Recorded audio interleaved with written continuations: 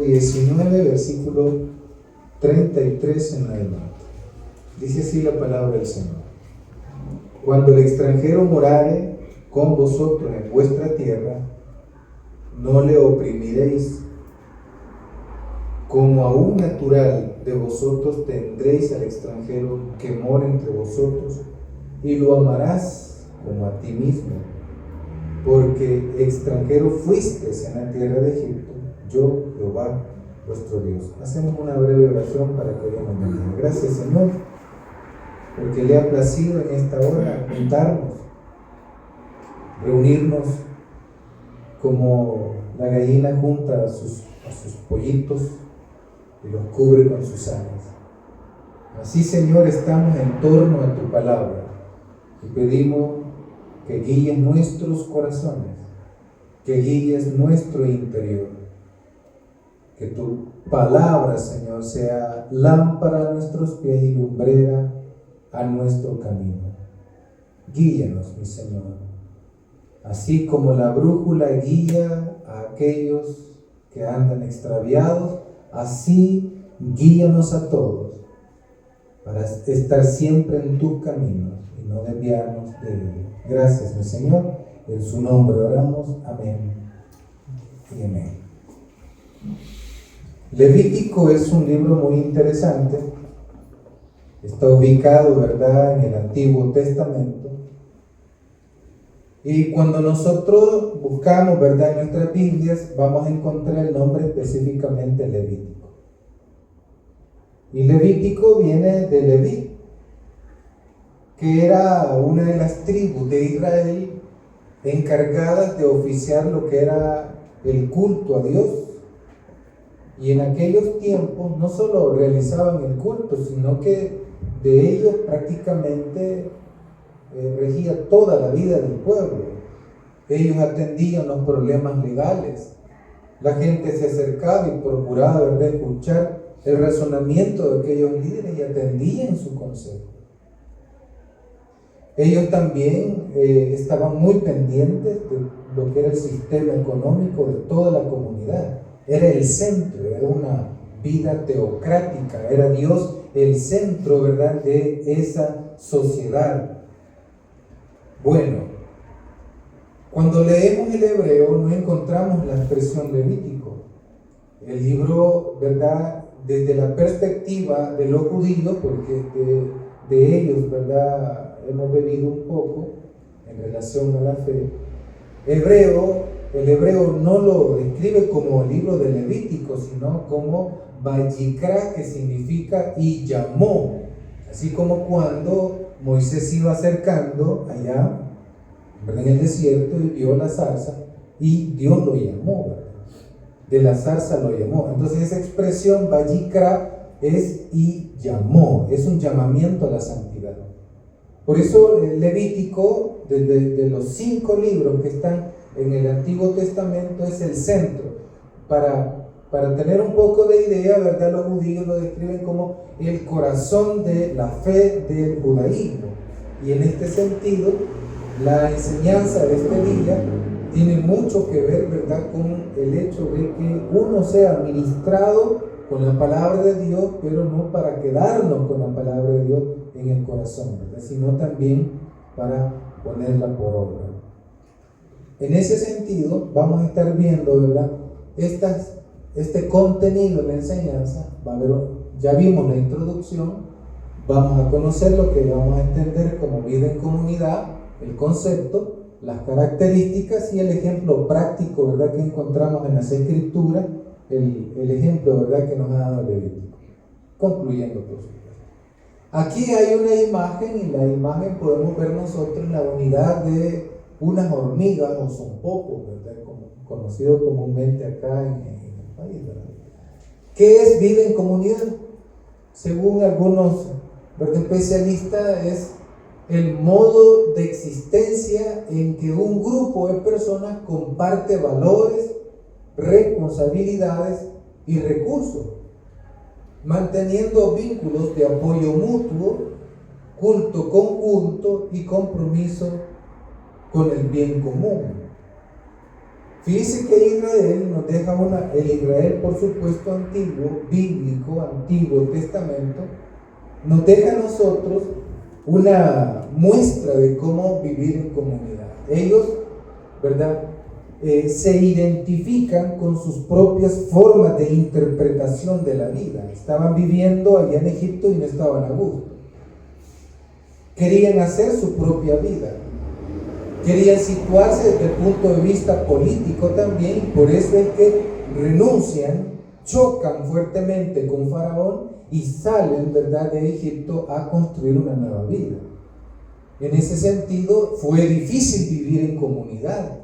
La vida en comunidad no es fácil, sino pues veámonos nosotros mismos. Nosotros como parejas, como familias, no es fácil, no es sencillo. Cuando hay hermanos numerosos, ¿verdad?, siempre van a haber conflictos, siempre van a haber pleitos, siempre van a haber dificultades. Amén, iglesia. Si hay solo mujeres, igual van a haber conflictos. El hecho que sean mujeres no significa de que están ausentes de los conflictos, sino que siempre van a haber conflictos. Y si hay hombres, entre hombres y mujeres, ¿verdad, hermanos? Siempre van a haber conflictos. Si uno llega a un trabajo particular y uno puede decir, ¿verdad?, aquí pues está libre también de conflictos. Siempre los hay con el jefe, los hay con el compañero de trabajo, los hay con los subalternos. Entonces siempre van a haber conflictos. Si vamos a una organización religiosa, de igual manera, si es el mismo Cristo, hermanos, hermanas, tuvo conflictos. Amén o no amén. Amén. El mismo Cristo tuvo conflictos. Entonces van a haber dificultades. El modo de existencia de un grupo de personas comparte valores, y es allí donde deben de resaltar esos valores. Aquí encontramos muchos valores dentro de la comunidad religiosa, ¿verdad? Entonces, conociendo, ¿verdad?, en parte lo que es el concepto de la vida en comunidad, podemos nosotros ya tener, hermano, algunos rasgos, ¿verdad?, como estos valores. Responsabilidades. Se comparten recursos. Y esos vínculos, hermanos, se ven ejemplificados en el trato mutuo, ¿verdad?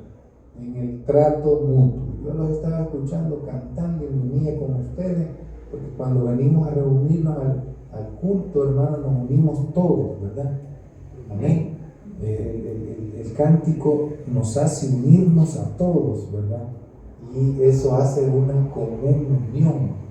Nos estamos uniendo. Entonces, lo que quiero yo de aquí en adelante, hermano, es que nosotros procuremos siempre meditar en cada letra de la alabanza que estamos entonando. Usted va a encontrar un sentido propio, hermano, del cántico. Le va a sentir gusto al cántico, porque estamos, hermanos, unidos por el poder de Dios. Pero eso es nada más ni nada menos una pequeña pizca de la muestra que Dios nos da para vivir en comunidad, no solo aquí, en este lugar. Aquí se nos enseña cómo vivir en comunidad, ¿verdad?, en esta pequeña comunidad. Pero también Dios nos enseña a vivir en comunidad allá afuera, en el mundo. O sea, que aquí se aprende, pero también allá, hermanos, se practica. Amén, iglesia. Bien, entonces vamos a ver aquellas características, ¿verdad?, de la vida en comunidad. En primer lugar, crecimiento en sabiduría. Miren, hermanos, nosotros, la sabiduría tiene que ver mucho con una enseñanza, pero que esta enseñanza está impregnada de mucha práctica. O sea, si usted se da cuenta, en la vida de Jesús, sus enseñanzas tenían mucho que ver con la práctica de la vida. Amén. Podemos decir entonces que el evangelio es práctica. El evangelio no solo es conocimiento. El evangelio es práctica. Diga conmigo, práctica. En ese sentido, ¿verdad?, las enseñanzas llevan un condimento, ¿verdad?, así como el alimento, como la práctica, y estas se encuentran en las Escrituras. Si volvemos a acercarnos al texto de Levítico, capítulo 19, versículo número 33, de muchos de los consejos que Dios da. Aquí, hermano, le da un consejo. Por eso es que cada vez que una persona se acerca a un lugar religioso, vamos a encontrar nosotros enseñanzas que nos motiven a una práctica. Amén, iglesia. Mire qué interesante. La iglesia no debe estar llena solo de doctrina, de lo que a mí me distingue de otra denominación particularmente, sino que lo que a mí me debe distinguir en el mundo es la práctica de mi fe. Mire qué diferencia es. Porque la doctrina no lo cambia uno, no lo transforma. Pero cuando a mí me dicen cómo tengo que tratar la vida y procurar vivirla, eso ya, hermano, comienza a moldear mi corazón y también las relaciones sociales con los demás. Es por eso, imagínese usted, Israel había sido un esclavo en tierra ajena. Y allá los maltrataron mal a ellos. Disculpe la expresión que voy a usar, pero es muy común en El Salvador. Los trataron como perros. Así, quizás peor que perros, porque hay perros que hasta educación les dan. Hasta escuela tienen unos chuchos. Amén, iglesia. Pero imagínense al chucho callejero, hermano. Así los trataron a ellos allá en Egipto. Los esclavizaron, los golpeaban, los asesinaban, los maltrataban, hermano. No tenían una vida buena. Entonces aquel, reflexionando hondamente en el producto de ese maltrato, ellos llegaron a construir su propia ley. El Levítico viene siendo las veces de la constitución de la república de un país particularmente. ¿Por qué cree usted que se elaboran las leyes? ¿Ah? ¿Por qué cree usted que se invita a cuidar y proteger los textos constitucionales? Porque ha habido una experiencia previa para que no se trastorne aquello que, hermano, ha llevado sacrificio construir. En ese sentido, hermano, Levítico es como esa constitución. Y el texto mismo está dando fe de que había una experiencia previa no agradable y que por lo tanto había que enseñarle a la nueva generación a no tratar al extranjero como a ellos lo habían tratado. Entonces la enseñanza, hermano, que nosotros venimos a recibir dentro de las organizaciones religiosas tiene ese, ¿verdad?, motivo de provocar una acción en el mundo. O sea, yo llevo compromiso siempre cuando salgo de la iglesia. Yo llevo compromisos. Vida en comunidad significa compromisos. Amén, iglesia. Entonces la enseñanza práctica de las Escrituras, no solo en el Antiguo Testamento lo vamos a encontrar. Lo que yo hice, hermano, con este texto de Levítico es sacar nada más ni nada menos una enseñanza en particular. Pero si usted sigue leyendo después del versículo 35, miren qué interesante, porque sigue dando, hermano, consejos que quieren, ¿verdad?, pues ayudar a la comunidad a que la comunidad no se destruya. Dice: no hagáis injusticias en juicio. ¿En qué dice? En medida de tierra, en peso ni en otra medida. Mire qué interesante, porque aquí se meten aspectos legales y económicos. En los aspectos legales, porque muchas veces, hermano, hay personas que dan mala fe de otra persona. Yo lo vi y ni siquiera lo ha visto. Yo doy fe, dice la gente, y ni siquiera, hermano, estuvo presente en cuanto a los hechos que se han dado. En este sentido, hermano, también dentro, ¿verdad?, del ámbito de comercio, siempre, hermano, he sabido que hay personas que en sus ¿verdad?, negocios, por ejemplo, conocí a un maestro que él daba fe allá en la universidad, cuando estaba estudiando la licenciatura en teología, decía él que él, hermano, trabajaba mucho allá en el puerto La Libertad, y ellos vendían camarones, pero que acumulaban una gran cantidad en una época, los ponían porque habían mandado a comprar grandes freezers, decía él. Y ahí los guardaban, los congelaban y pasaban ahí varias semanas, por no decir meses. Cuando, hermano, estaba la veda del camarón, que era lo prohibido, que no se tenía que recoger camarón en el mar, había escasez y ahí vendía él con altos precios, hermano. Así hacen algunos vendedores con los granos básicos. Hay escasez y de repente comienzan a sacar ellos, hermanos, porque ellos están provocando la escasez también, al no sacar al mercado el grano básico. Entonces cuando ya está escaso, ya lo venden más caro. Amén, iglesia. Entonces Dios evita eso a través de la ley, a través de la enseñanza. Recordemos que una de las propuestas del judío era, hermano, que la ley se le contara al niño en la cama, caminando, hermano, en la casa, en cualquier lugar donde él estuviese. Mire qué interesante entonces. Las enseñanzas no deben de ser, hermano, una cuestión de entretenimiento. Las enseñanzas bíblicas no deben procurar entretener a las personas, sino motivarnos a nosotros a que la vida práctica podamos, hermano, ejercer estas enseñanzas. Mire, este es otro elemento muy importante. Mire qué interesante. Mediante la influencia de los otros, se aprende haciendo, viendo al otro.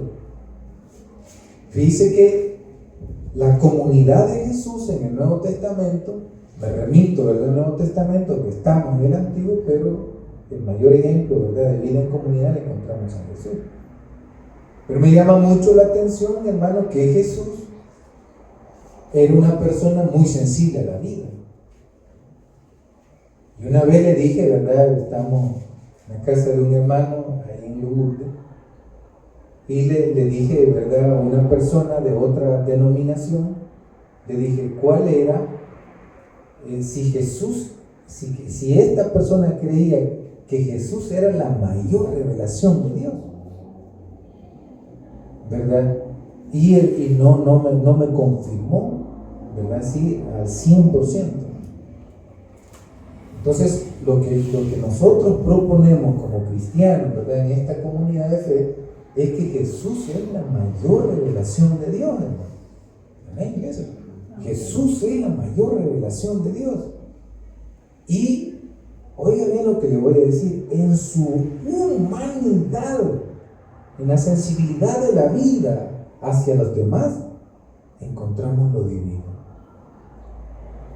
En la sensibilidad, imagínense, no busquemos, hermano, que baje un rayo del cielo, así como en el Antiguo Testamento, ¿verdad? Un profeta estaba allá arriba de una montaña y escuchó un gran estruendo y dijo, tal vez aquí viene Dios, ya decía. Y nada, hermano, no pasaba nada. Y allá, hermano, en lo último, ¿verdad?, en el silbido del viento suave y apacible, ahí estaba Dios. Imagínense qué interesante. Entonces, cuando nosotros, hermano, escuchamos la palabra de Dios, estamos llamados al ejercicio de la fe. Por eso el cristianismo pegó, hermano, en los primeros siglos, porque había mucha indiferencia, había muchos religiosos. En tiempos de Jesús, caminando Jesús, hermano, hablaba en parábola y decía, allá se acercó un hombre, decía, que bajaba del templo y fue asaltado y lo dejaron medio muerto. Y después, dice, bajó el sacerdote, bajó el pastor y no le hizo caso. Bajó, ¿verdad?, el de la alabanza, tampoco. Bajó el que tenía, ¿verdad?, allí, como hoy hay ministerio de todo, hasta el ministerio del vaso, ¿verdad? Bajó el del ministerio del vaso, ¿verdad? Y nada, hermano, ahí lo dejaron medio muerto, ¿verdad?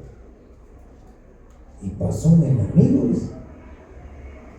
¿Usted se recuerda de alguien que le caía mal en la vida, de joven? Pero que le caía re mal. Pues haga de cuenta que ese le ayudó. ¿Ves? de cuenta que ese le ayuda. Entonces la Escritura nos manda a nosotros, ¿verdad?, a contemplar y a meditar, a reflexionar desde el interior, porque de aquí manan los cambios. Los cambios no van a surgir porque a usted le corten el pelo en la escuela. El cambio va a surgir, yo le debería de venir, el cambio va a surgir porque le van a transformar su corazón. Amén, iglesia. Su corazón. Porque de aquí, hermano, manan, ¿verdad?, las acciones. Entonces, mediante la influencia de los otros, por eso el creyente está llamado a actuar, hermano, dependiendo de las enseñanzas que haya aprendido, ¿verdad?, a actuar en la vida. Y ahí la gente se fija. Mira, hay muchas veces que uno no necesita llevar la Biblia en la mano, ¿verdad?, cantar himnos, ¿verdad?, a viva voz, portar una camisa que diga soy salvo por la fe, para que la gente se dé cuenta que usted es un cristiano. Muchas veces son las acciones las que cuentan, hermano. Las acciones. Son las acciones. Cualquiera me puede decir, pero un montón de gente que no es cristiana y hace acciones. Sí, tiene razón. A todos nos va a juzgar Dios. Y van a haber muchas sorpresas. Gente que quizás nunca puso un pie en la iglesia, se ha llamado por Dios.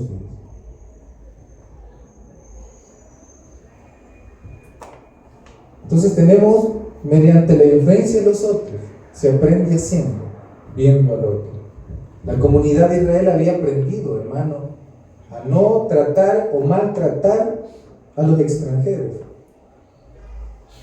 Por ejemplo, Estados Unidos, hermano, ha sido muy practicante históricamente de la atención, de la buena atención al extranjero. Pero hoy han cambiado las cosas, ¿verdad? Hoy han cambiado las cosas. Si bien es cierto, hermano, hay personas que infringen la ley, la misma ley lo castiga. La misma ley lo castiga y no es bueno el castigo. Hay personas que se pasan un semáforo y dicen, nadie me vio, ¿verdad? Y quizás tenga razón, nadie lo vio, humanamente hablando. Pero siempre, en algún momento de su vida, lo va a descubrir un policía. O detrás de él, ¿verdad?, ni cuenta se dio y estaba la patrulla. Ya le suena la sirena, ¿verdad?, para que se parquee a un lado y él pues lo para y lo monta. O le remiten el medicamento. Entonces no es bueno. La misma ley se encarga de eso. Por otro lado tenemos, ¿verdad?, el amor en obras. Enseñanzas insertadas en la vida real. Bueno, eso no lo podemos dudar nosotros. Porque en el Antiguo Testamento Israel había sentido. Mire, eso de sentir debemos de practicarlo, dice el hermano. Porque la vida a nosotros nos arranca de la realidad. Muchas veces la vida que vive el ser humano lo arranca de la realidad. Porque no es lo mismo. Recuerdo que estudiando un poquito la historia de manera personal, recuerdo, ¿verdad?, que había un político ruso que vivía, hermano, en Suiza, y desde Suiza él escribía sendos artículos y les decían qué hacer a la revolución allá en Rusia. Pero ese escrito suponía también la entrega de la sangre de las personas. Entonces uno no se da cuenta del gran poder que puede, hermano, activar en el corazón de los demás a través de lo que uno ni sabe en el campo de batalla, de lo que está ocurriendo en realidad. Entonces, esto que estamos tratando de decir es que yo, por ejemplo, hermano, a la luz del Nuevo Testamento, encuentro a Jesús no como el sacerdocio del templo de Jerusalén, que ellos pasaban prácticamente confinados, ahí encerraditos. En cambio, Jesús, hermano, se enfrentaba a la realidad de la vida, caminando, y en el caminar de la vida se daba cuenta él qué es lo que estaba pasando, como aquella mujer que creyó que no era judía, pero creyó, y Jesús se admiró de su fe, dice la Escritura. Entonces, el aislamiento muchas veces no nos permite a nosotros saber qué está ocurriendo. Por ejemplo, un caso particular, viendo, ¿verdad?, de repente ahí, uniéndome a eso de los videos que pasan en las redes sociales, y un señor que estaba todo morado, hermano, y golpeado, ¿verdad?, en su rostro, y decía: gracias a Dios estoy vivo, decía. Gracias a Dios estoy vivo, pero estaba, hermano, todo golpeadito, ¿verdad?, en ciertas partes, y morado, ¿verdad? Decía: gracias a Dios estoy vivo. Yo he estado acostumbrado, decía él, a agarrar el celular, ver, pero así en segundos, siempre levantaba mi rostro y estaba listo siempre. Nada me pasaba, decía él. Pero en esta ocasión, yo iba manejando, el carril iba libre, y nomás bajé, ni 4 segundos me había tardado, dice él, cuando el camión que estaba aquí a la par mía se pasó al otro carril, y no me fijé, dice, y me fui a dar en el camión.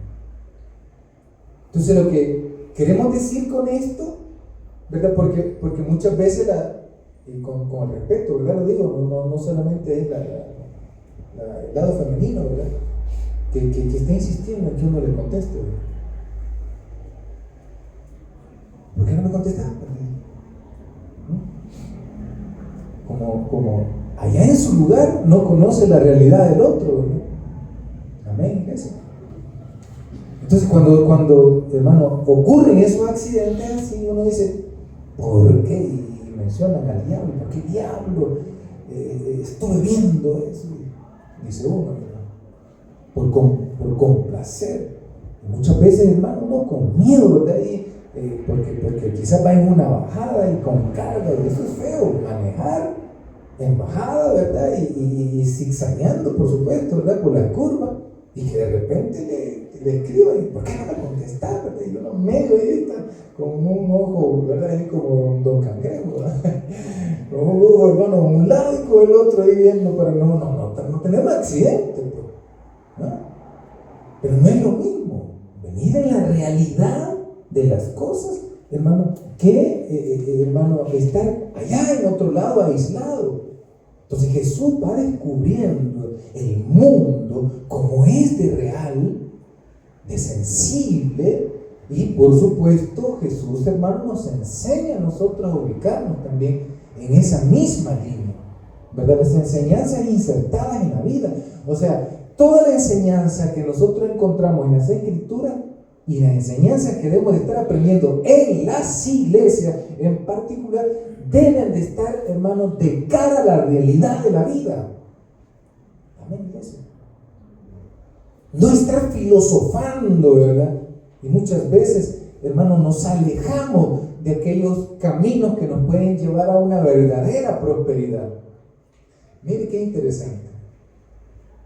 El texto bíblico nos dice, en el versículo número 33, lo vamos a volver a leer, dice así: cuando el extranjero morare con vosotros en vuestra tierra,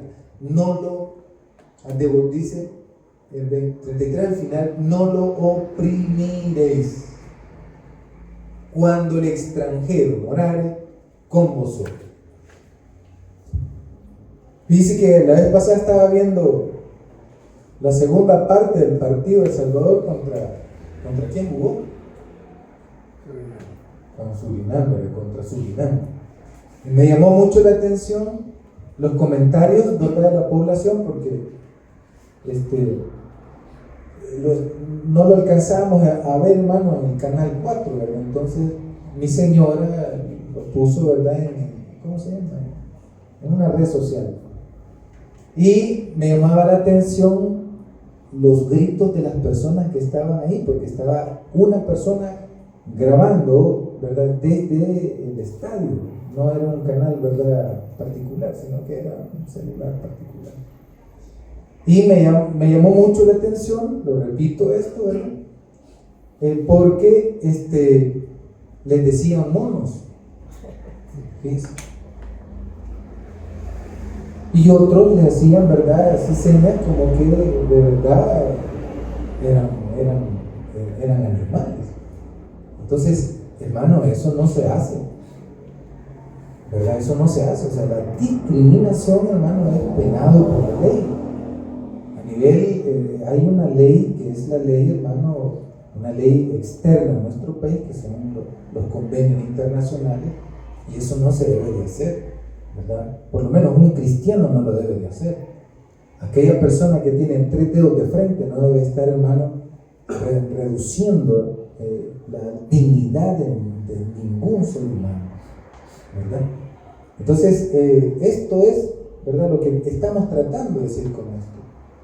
El texto es bien claro, que hay, hermano, un rechazo ante el extranjero.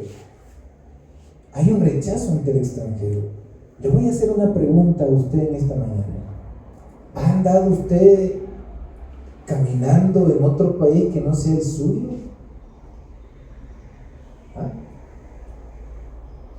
Una vez me comuniqué con una ex compañera de estudio del 7º, 8º y 9º grado. Tenemos un grupito de WhatsApp con ella, y me contó que fue, hermano, extremadamente fuerte el golpe cultural, ideológico, económico, laboral, de todo, hermano, de todo. Cuando llegó a Canadá, el esposo se había adelantado, tenía 2 años de estar allá, y fue tan grande el golpe porque primero el lenguaje, hermano, no podía el inglés, y qué feo. Y no solo la discriminaban la gente en su entorno, también su propia familia. ¿Ves? Su propia familia. Y qué feo es eso. Y qué bueno es que en el caminar, hermano, del trayecto, como bien dicen, ¿verdad?, el mojado, la persona que va caminando buscando mejores derroteros, y que allá en el camino se encuentra con personas bondadosas. Aquellos que van arriba del tren de la bestia, que le dicen, y desde abajo comienzan a agarrar comida y bolsas y les tiran, hermano, alimento a los que van ahí arriba, los que se están muriendo de hambre. Una vez me dijo un compañero de trabajo que ellos iban en el tren y los bajaron unos delincuentes y les dijeron a ellos: denos todo el dinero que tienen. Y ellos dicen que andaban bien escondido dinero. Pero la actitud del delincuente fue tan drástica con el compañero que iba a la par de él, que, hermano, nadie se negó a entregarle todo lo que tenía. Miren, hermano, sin miramiento, dice que sacó el machete y le desgajó el brazo, así, de una, hermano. Y el brazo le quedó como colgando en un hilo. Y de ahí todos comenzaron, hermano, a sacarse el dinero por lo horroroso que fue ese impacto. Mire, ser extranjero en otra nación, hermano, no es cosa fácil. Tal vez aquello que se va legalmente, pero aún así vamos a encontrar muchas veces rechazo. Nosotros, cuando sepamos de una persona que es extranjero y está, hermano, en nuestro territorio, procuremos, hermano, darle un poco de dignidad. Amén.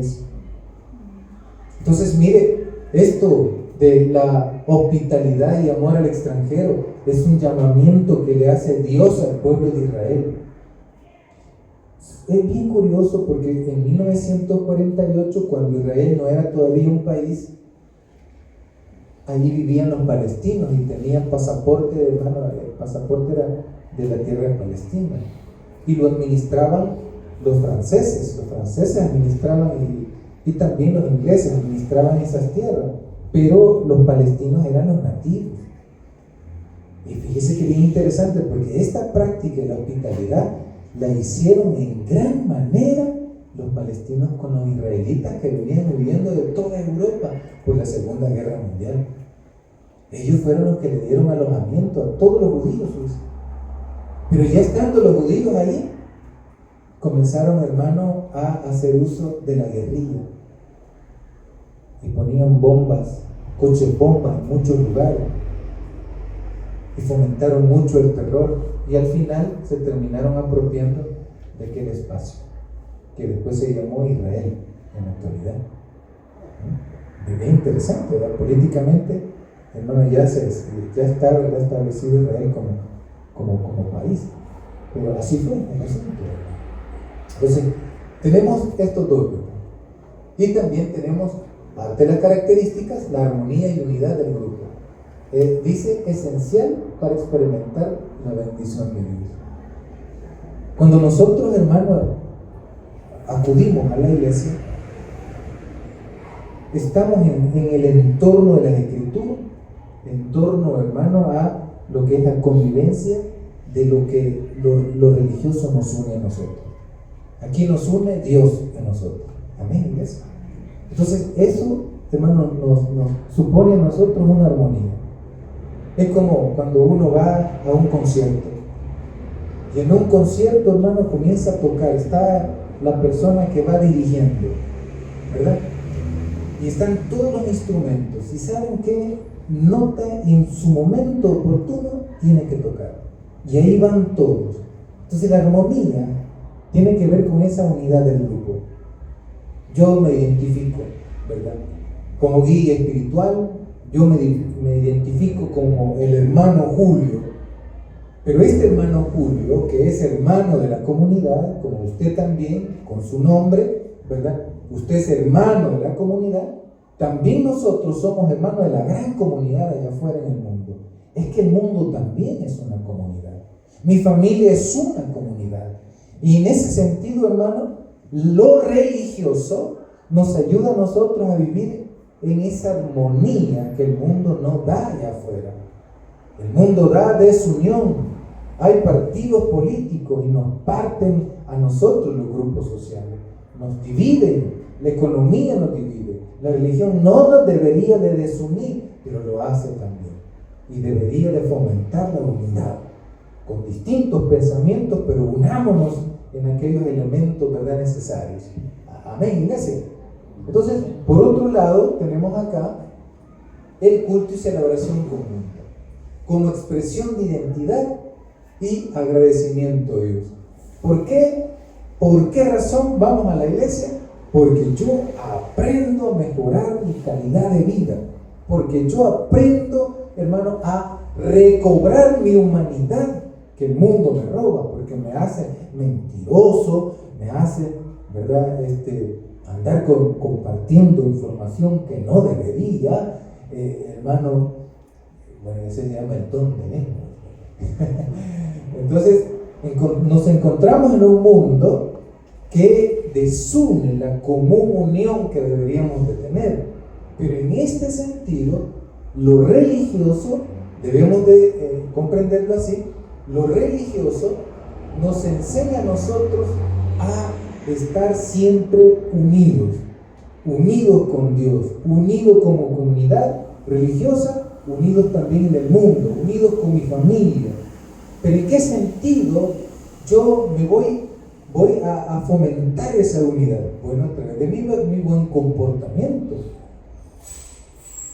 a través de mi respeto hacia el otro o la otra. Amén, iglesia. Es que esto no solamente es decir, Señor, te pido que tú me bendigas y que ahí usted va a resolver todo. No. Es también cómo yo me voy a presentar ante mi familia, ante mi esposa.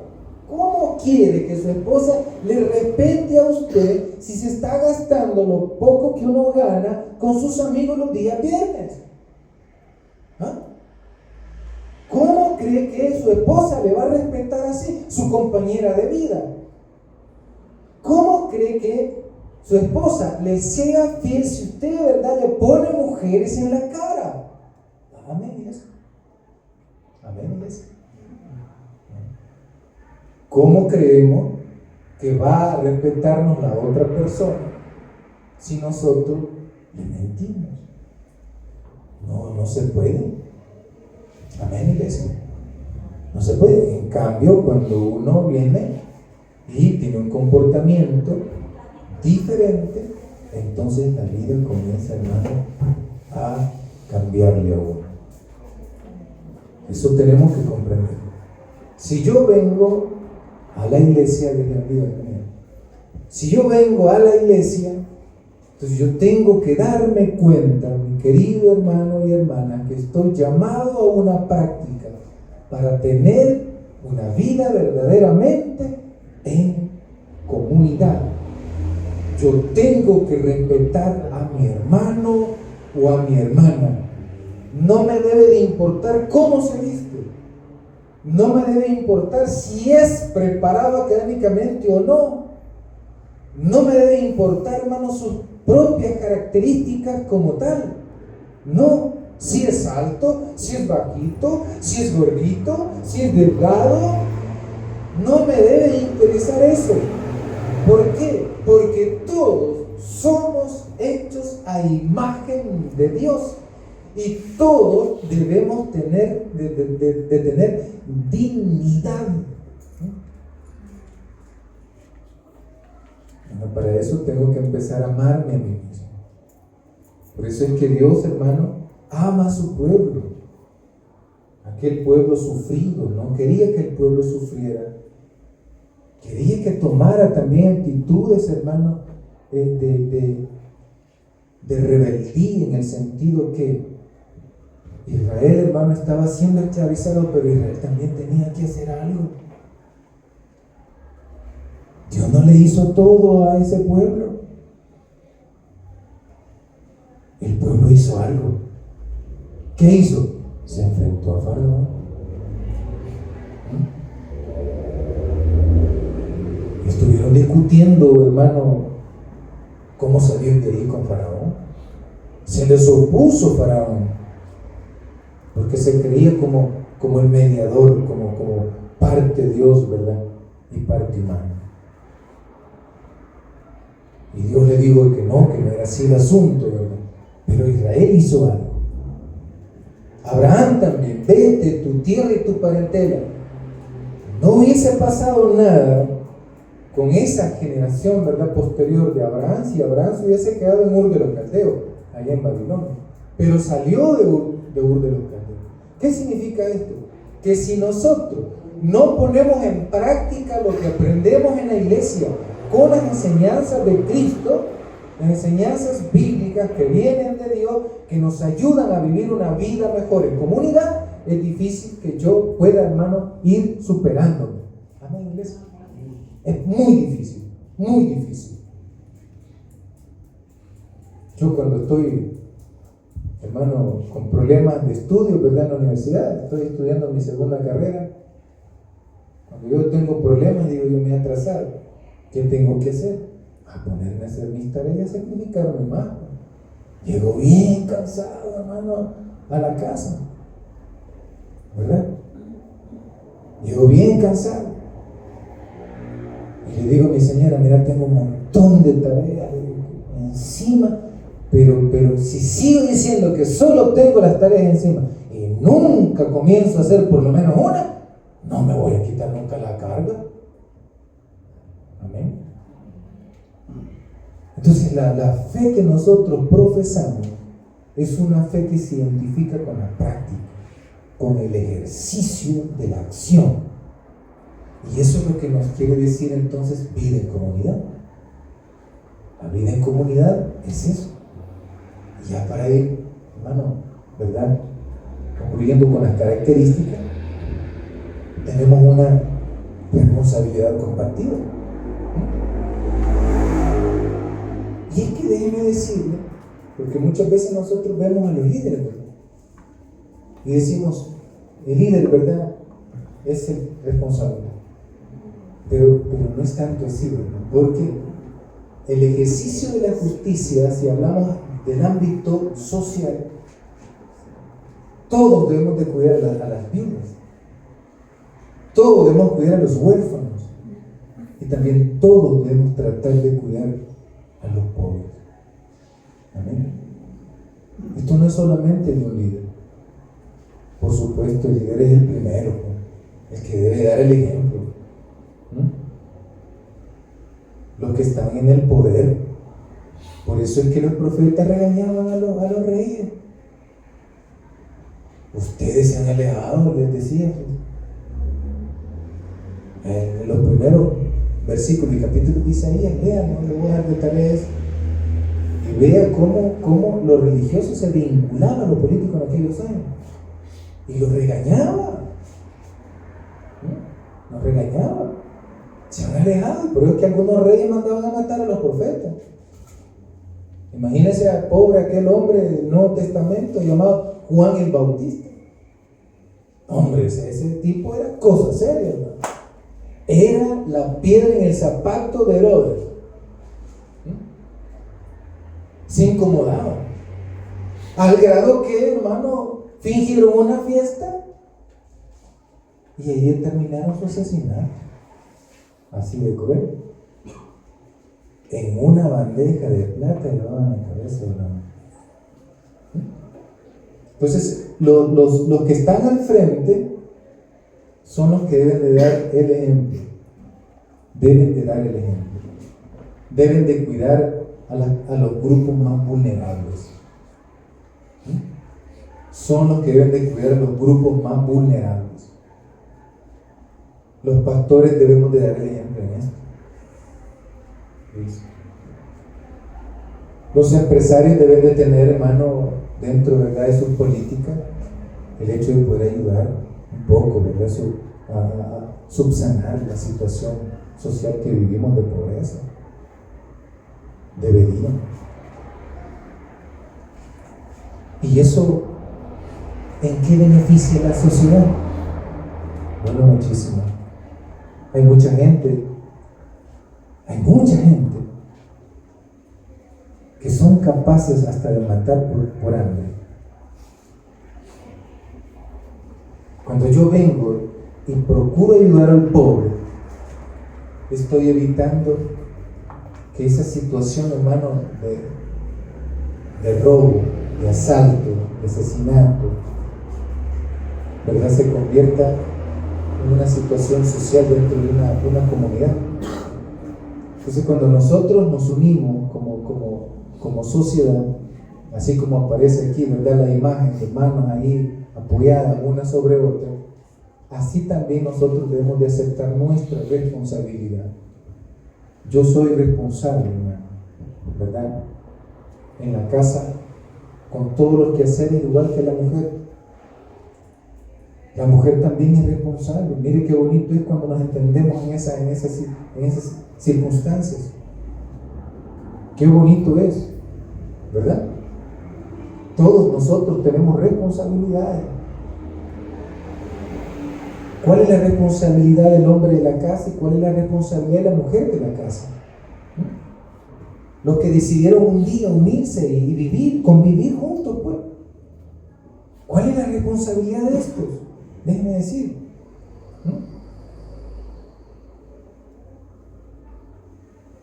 Yo ya no voy a hacer nada, dice el hombre.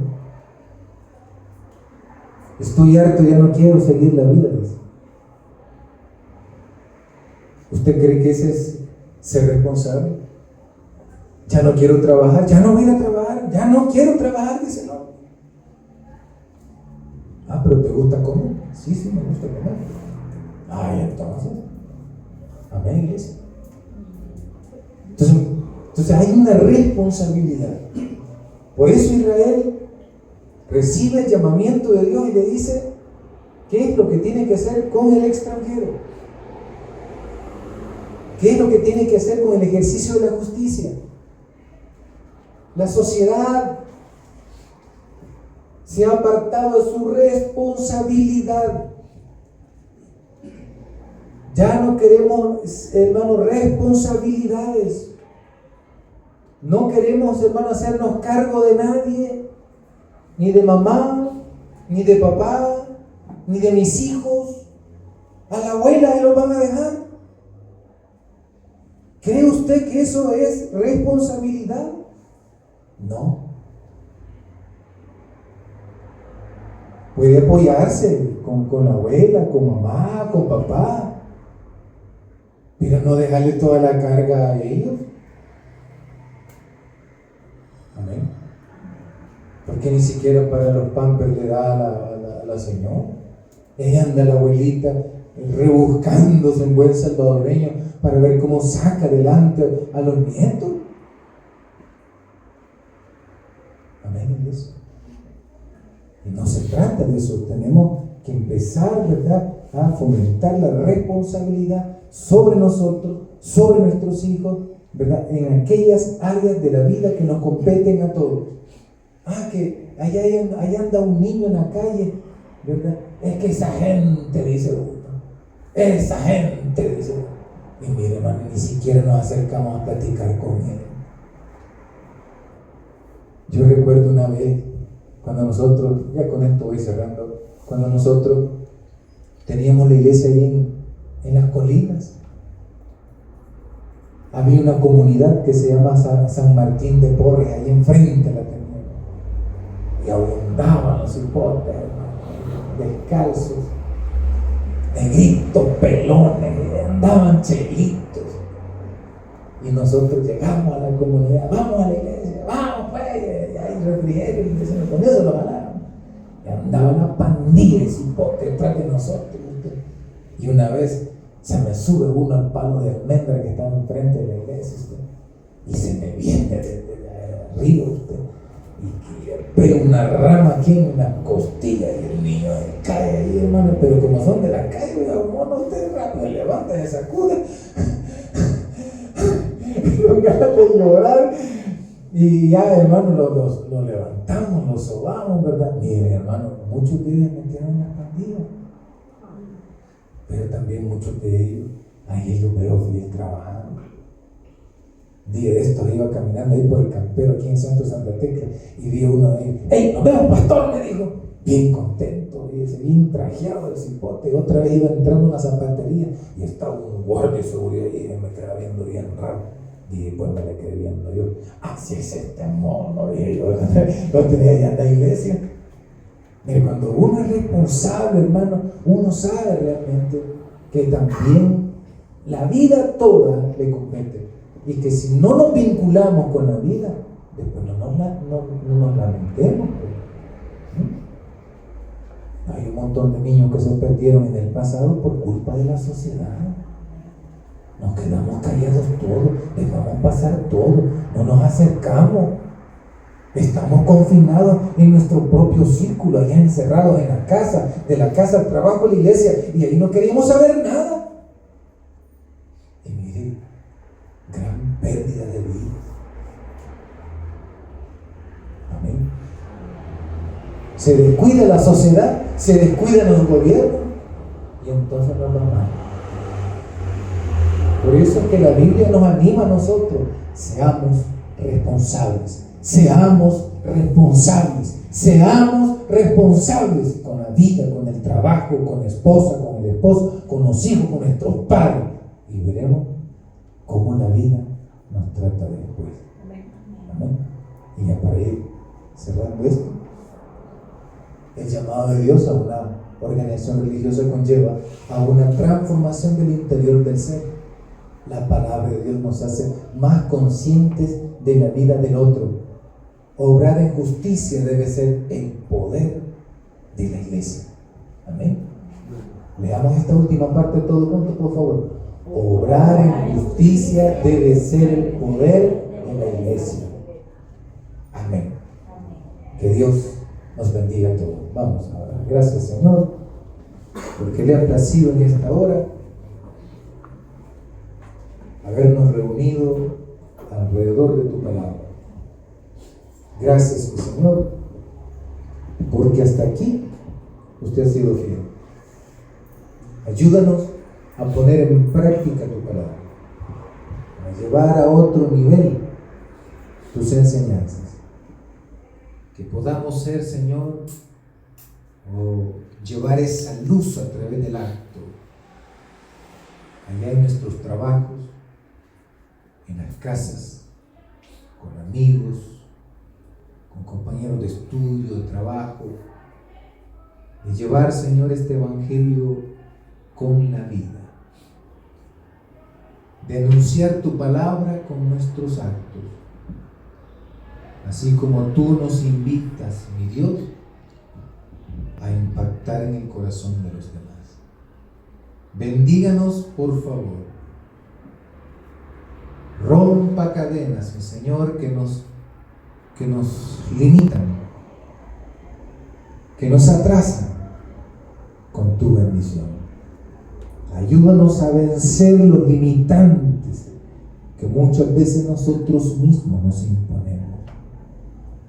Ayúdanos, Señor, a amar de verdad la vida.